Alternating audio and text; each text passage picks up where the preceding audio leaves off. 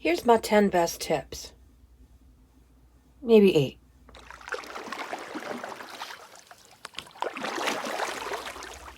Hey there, it's Care. Welcome to my take at the lake. I've been wanting to do this video for you for a really long time. Today seems as good a day as any. Why not now? So here we go. Tips for getting things done faster and simpler, quicker and easier. Just things that I think help save time in the craft room that I thought I'd pass along. First thing is, I do this on all of my tapes, whether this is medical tape, cloth medical tape, masking tape, all my washi tapes.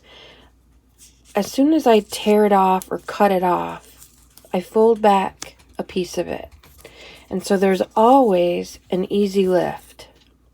I'm never doing this unless it's a brand new roll, because then you go around and you look for the edge, and you look for the edge the other way, and you look for the edge. Sometimes I end up cutting it because I have no patience. I cut it my own edge and peel it off, and then of course it finds the pre-cut edge, and then I know where I'm at.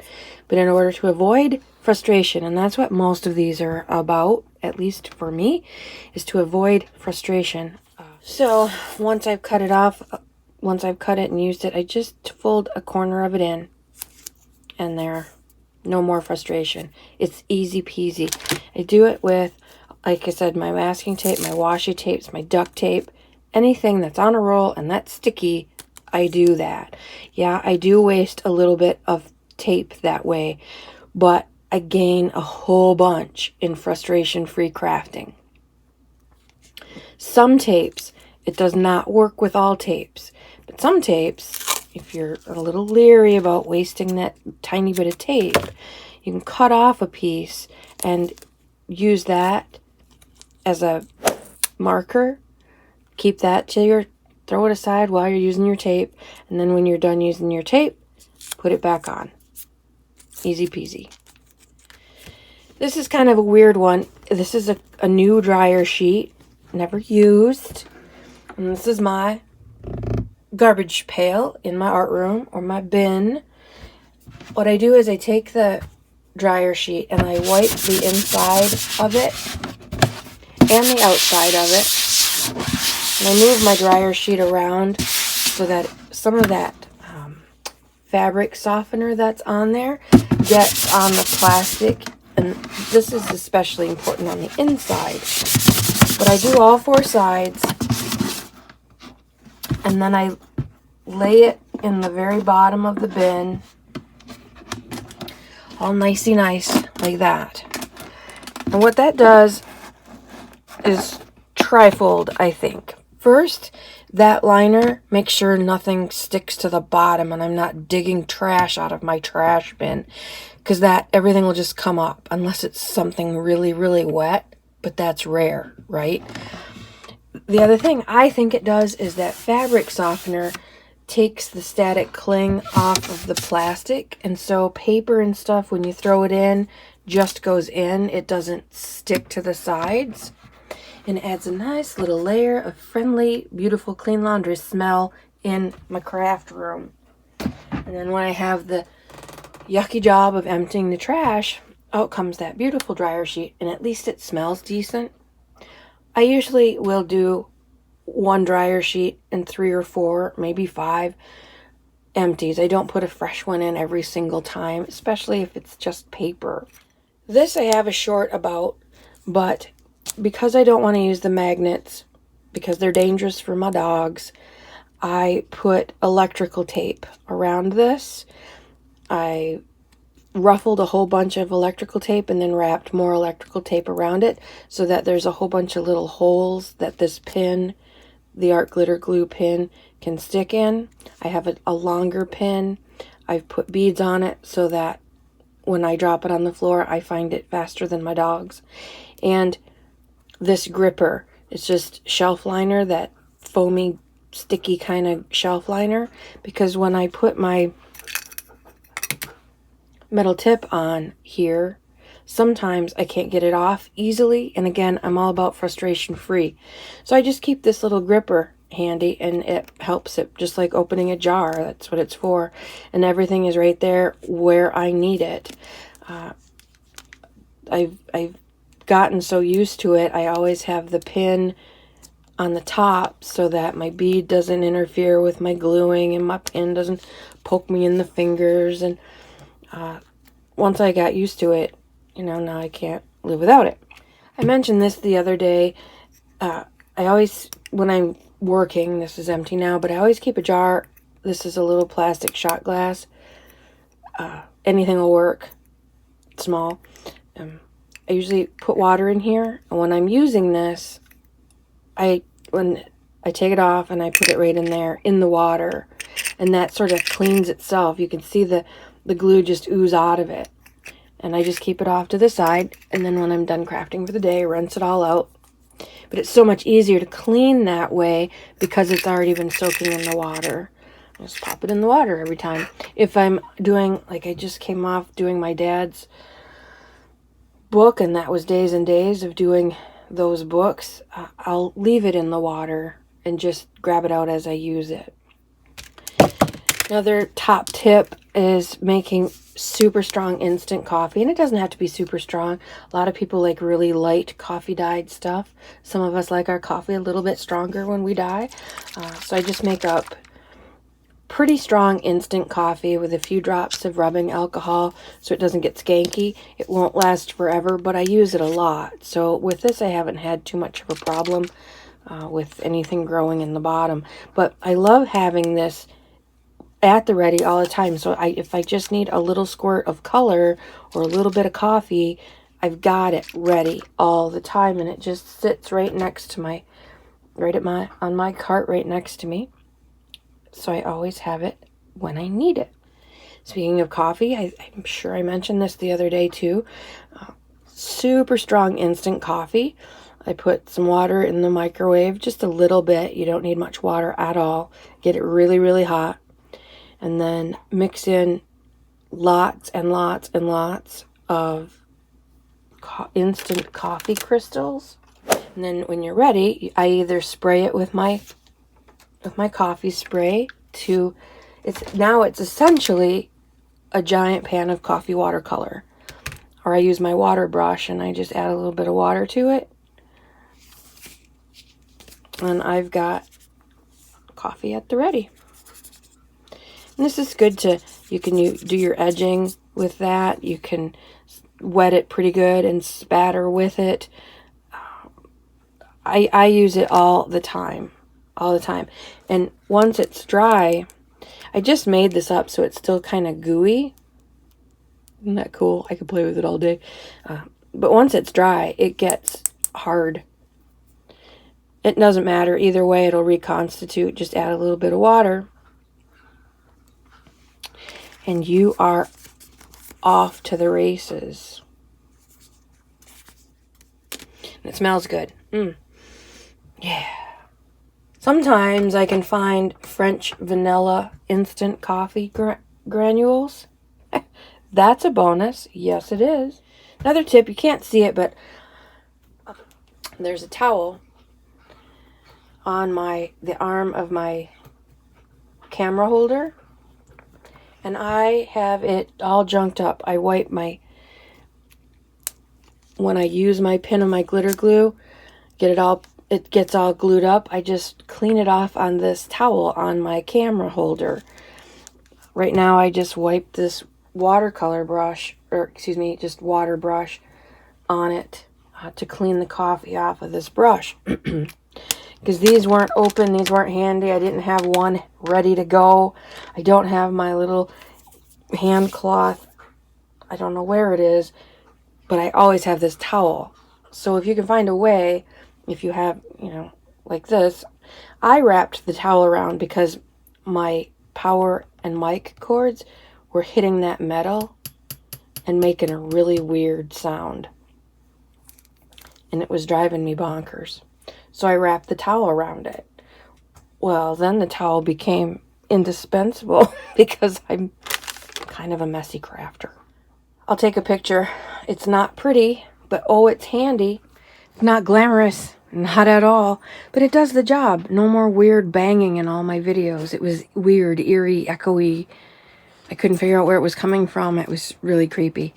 Now, I know where the sound was coming from, and I have fixed it, and this is my catch-all. I rub my hands on it, I rub my brushes on it, I clean my glue pins off on it, I clean everything off on it. It's always there, always ready. Baby wipes. This is not new. This is not earth-shattering. Everybody has baby wipes around, but I am amazed at what these things will take off. They take ink and paint and vintage photo and gesso and glue off your hands right away. I think they will take paint off a fence post if we were to try it out. Another thing I try to do, I'm getting better at it, but one thing when I watch my videos or watch other people's videos, there's so much hand movement. A little glue, put it back, get it out, take it off, do it again. There's just so much time in my mind wasted doing that. So what I've started to do is when I use my glue stick, I put my glue thing upside down, do my gluing, and then I just let it go. Sometimes it's just so much faster to me. I think this is where this comes from. When I was a hairstylist, or when I went to beauty school, you're trained to have your two tools, your comb, pretend, your comb and your scissors in the same hand, and you comb and then you cut. And you comb, and then you cut. You never put your scissors down. Never put your scissors down, because it's a huge waste of time. And I think that has colored everything. Things that are time wasters make me crazy. And so this handling of this glue thing on and off and up and down, and glue a little bit, put it together, put it back, it just seems like a ridiculous waste of time. What I'm trying to get really good at is doing it with one hand. So I can just grab it and glue. Grab it and glue. See how much less time that is? I don't know if this is working or not, but I'm trying it out. When these get almost to the end, they're like chapstick. You know, they only have a certain amount of glue in there. And when they get down to the end, usually a chunk will start falling out. You know that you can't use it anymore, because when you go to glue it, it just sort of falls out, or the green thing falls out of the container. Well, what I've been doing the last several is I take the cap off and I put it in the microwave for, no joke, I put it in the microwave, hit start, and then 2 seconds, it's liquefied. And I've been pouring it in here. And putting it in the fridge. But look how much glue is in there. That I have saved from, I don't know, maybe 3. I think this was 3. But I take it down, take the plunger down so there's room for it. When this gets, like I said, is where I can't use it anymore, but there's still a lot of glue. I have also taken an orangewood stick, find in the manicure section of any nail place or nail department at Walmart, and I have scraped it out and put it in here, but then they don't mix together. And I mark it. This is my questionable one. I don't know if it'll stick the same. Why wouldn't it? It's the same glue, and this glue is heated before it's put in here, so why wouldn't it work? It can't hurt. And so we'll see. I'm just going to keep it as an experiment. While we're doing this, these baby wipes, like I said, they take off everything. And you probably already do this too. Again, this is not earth-shattering, any of this. But take a baby wipe and take that junk off that glue bottle top.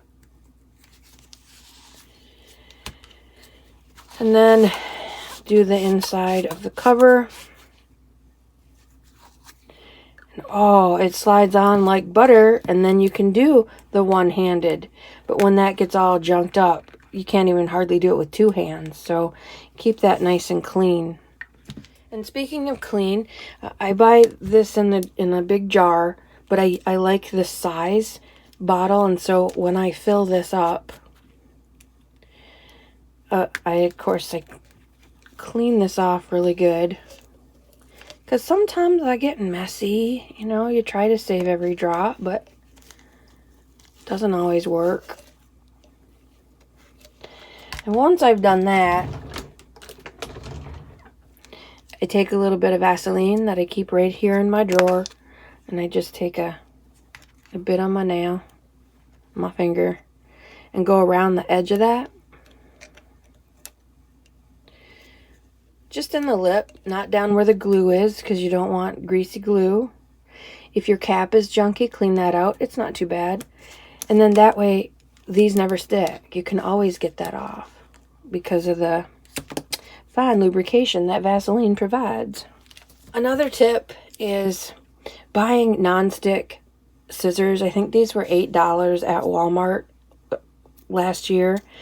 I can't believe it took us this long to come up with Teflon scissors, but if you're cutting things like duct tape or something you've recently glued, or sticker paper, or anything gooey, I have these right handy, and they're separate from all my other scissors. My fabric scissors have their home, my regular scissors have their home, my fancy scissors have their home, and they all have their own jobs.